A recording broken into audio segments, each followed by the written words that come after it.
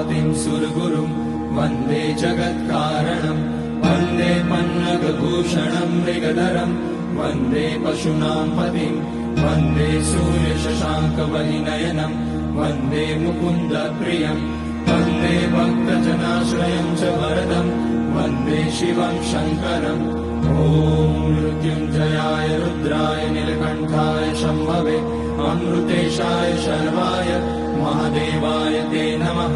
नमस्तेऽस्तु भगवन् विश्वेश्वराय महादेवाय त्र्यम्बकाय त्रिपुरान्तकाय त्रिकाग्निकालाय कालाग्निरुद्राय नीलकण्ठाय मृत्युञ्जयाय सर्वेश्वराय सदाशिवाय श्रीमान् महादेवाय नमः।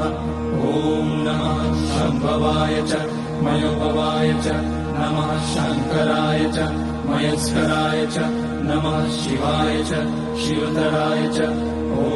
त्र्यम्बकं यजामहे सुगन्धिं पुष्टिवर्धनम् उर्वारुकमिव बन्धनान् मृत्योर्मुक्ष्यमामृतात् नागेन्द्रहाराय त्रिलोचनाय भस्माकराय